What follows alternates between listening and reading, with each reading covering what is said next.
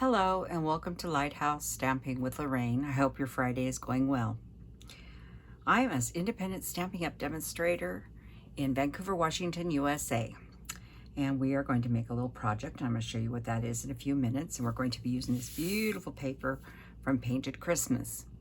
But before we get started, we'll take care of all the housekeeping notes. Please subscribe, like, and share. Really share. That helps a lot in YouTube world. Get my name out there so people can subscribe to my YouTube channel and help me grow. In the description bar below, you will find all the dimensions and all the product I used in this project.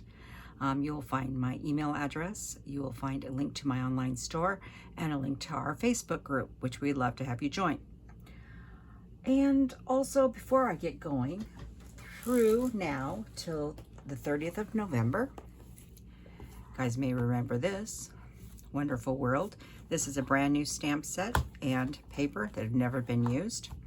For everybody that purchases a $45 or greater purchase in my online store of Stampin' Up! Product, they will be entered into a drawing, and the winner will receive this at no cost. It is for U.S. residents only, sorry.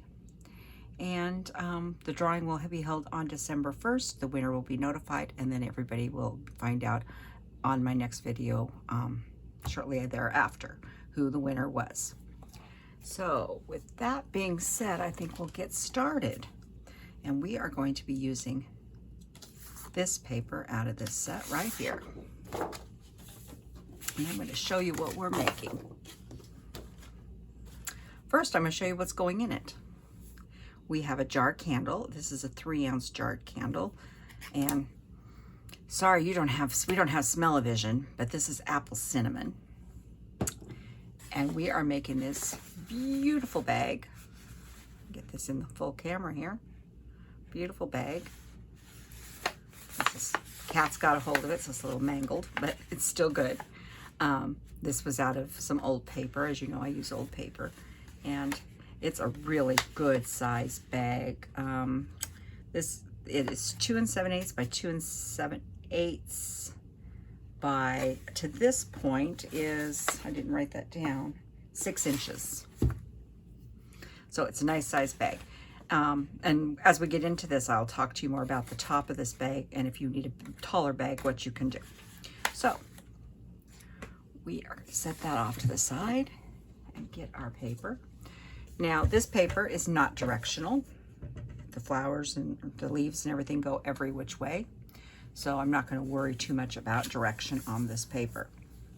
If it is directional, you want to make sure that your images are going this direction.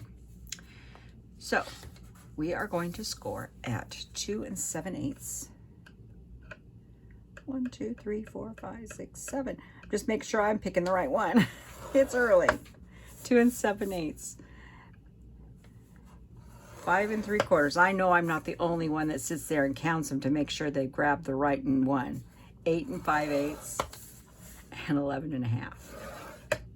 And then you're going to rotate it this direction so that the little 1/2 inch line is here next to you, and you are going to score at 2 7/8 and at 9.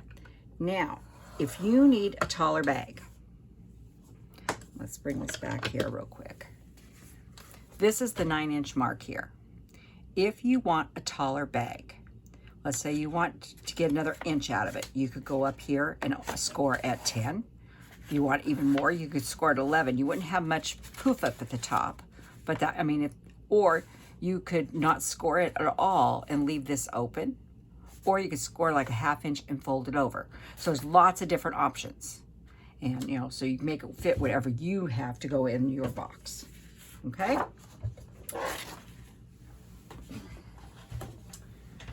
So we're going to go ahead and score this. I love this side too. It's like, what side do I want to use? But I wanted something that would look nice sticking out the top of this, because I'm not going to use any tissue paper in it.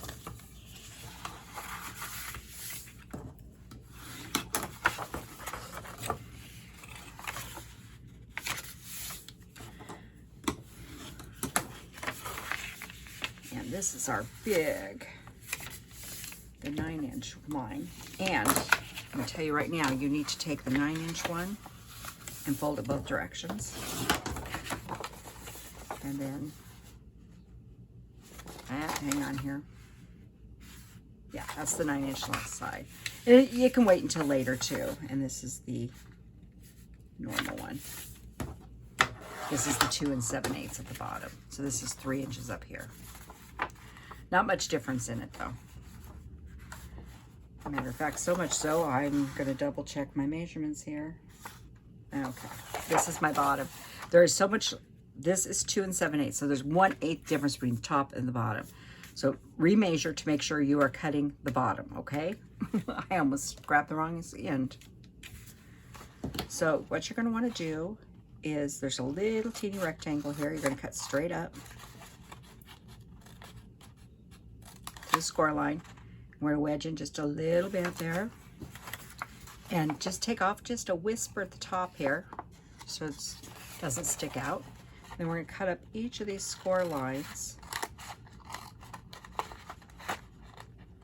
Now I'm not going to trim anything off at this point. If I find that I've overlapped a little bit at the end, I will just take and trim it off after the box is together. But typically you don't have much overhang on this type of box. Or box bag, whatever you want to call it. I call it a bag.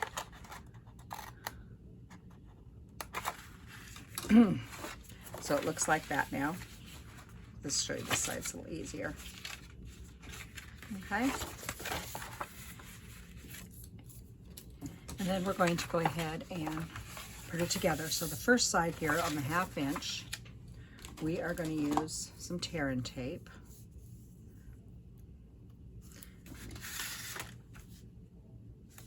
You can use glue. I would use Seal Plus, not Seal. You want, when you're going to put a bag together, you want something that is going to hold your item. Now mine's a little on the heavy side, so I am going to reinforce, put a piece of DSP in the bottom of this just to make sure that it holds well. So there's the back, there's the seam, so that's the back of my box. So that's the back. I'm going to fold that in like that. I'm going to grab my glue, just squodge a little glue on here. Yeah, squodge is a technical term. There's my sides, the side, and a little bit on the back, bottom here. And then I'm going to make sure that everybody's all square. Now it's hard to see at this angle, but it is. I have a little overhang on one side, and I'll show you how to fix that. And I'm going to take and go in here with my bone folder and just rub the bottom a little bit. Now, I see that I did not get enough glue right here on the bottom. So I'm adding a little more glue. And I have a tiny bit of overhang right here. It's not much, but it's easily fixed. Nice pair of little scissors. And it's all fixed. All gone. Now, I want to take and put a piece of DSP in the bottom of this, and I forgot to grab some. So if you would hold on for just 1 second, grab the nearest color that matches. It's an Evening Evergreen. And grab my, I knew I forgot something when I was making this. And we want to go, now I'm just going just a hair under 2 7/8, not even a full measurement, just a slight hair. Just a hair. And I'm going to drop a little glue on here. And the reason I'm doing that is that candle is rather heavy. So I'm going to stick it down in the bottom. I know I can't show you, but I'll show you it in a second. And then I'm going to take my bone folder and make sure it's in there. It's just to give a little added support in the bottom of this. Okay, so where's my back again? There's my back seam right here. You can see the seam right there. So that's my back. So I'm going to go ahead and drop my candle in. You can tell how heavy it is. And then I'm just going to push these two together. And I'm only going to go down, push it right at the seam here. So you get this puff out at the top, okay? And this will, the bag will, you know, sort of just shape to whatever you've put in it. So mine's quite heavy and bulky, so, and it comes clear out to the side, so it does leave a little poof, but that's okay. That's the nature of the bag, okay? And it will pop open until we get it wrapped. So we are going to use Real Red and Garden Green combo ribbon. And we're going to use a glue dot. Because you know me and glue dots and ribbon, we love each other. Because it makes life so much easier. So I'm going to stick a glue dot in the middle of my seam here. Right there in the back. And I know I need enough room for a bow. Now, I want this to truly stay closed. And with one bow, you might have enough, if you tied it tight enough. Yeah, this one you can.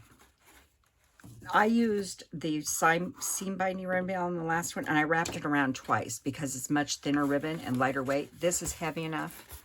You don't have to. So you sort of have to judge. If your ribbon is lighter weight and it's not going to hold your gift inside, I know I'm tying a bow and you can't see it, but I'll try to lay it down. It's actually probably easier for me too. Wrap it around twice, just so it's easier. There, that will hold that closed. I like big bows, but that one's a little too big.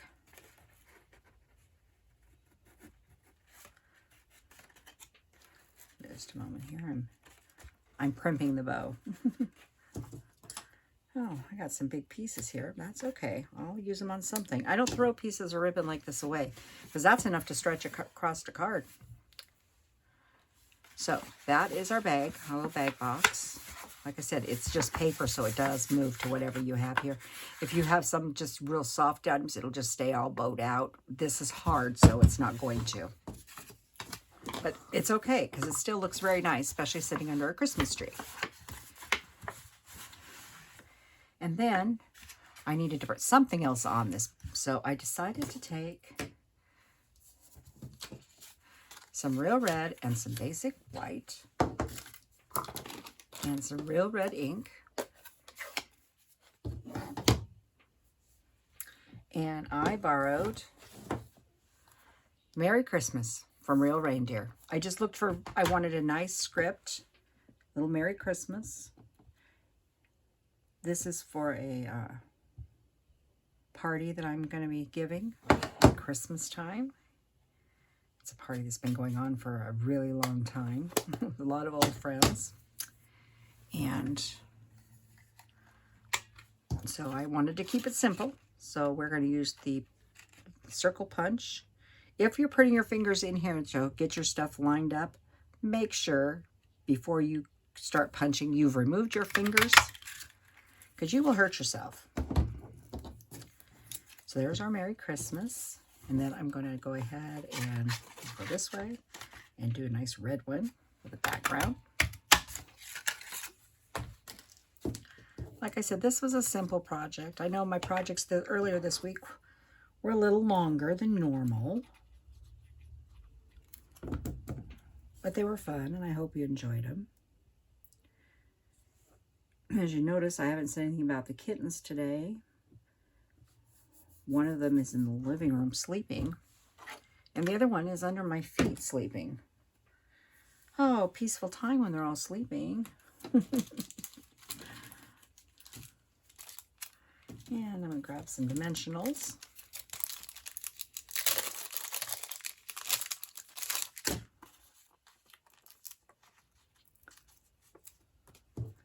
And I'm going to go ahead. These sometimes get passed around and abused because we trade gifts around quite a bit. Even though the door prize, you know, you have up to 2 steals on a gift and you draw numbers. Even the door prize gifts, we do that with. And so they do get passed around quite a bit. And then I'm just going to put that little Merry Christmas. That's all it needed. like that. Get this in the picture here. So we have the pretty top here. I think it's very pretty. Nice little package with our candle in it. And there's this one that I've mangled, that I'll fix. That's all done. This one doesn't. This one has linen in it, I think. So all those coming to my party that watch my videos will know what's in the packages. So anyhow, with that being said, it's Friday. Enjoy your weekend. You know, we only have next Thursday's Thanksgiving. Time is flying by so quickly. So remember to like, share, subscribe. Don't forget about my special on my online store. If you find something or know something, I said that wrong. If you want to know something about stamping that I haven't shown you or you don't know where to go to, send me an email. We can talk. We can find it out what the answer is together, and then I can show everybody. So with that being said, have a nice weekend, and I will see you next week. Goodbye.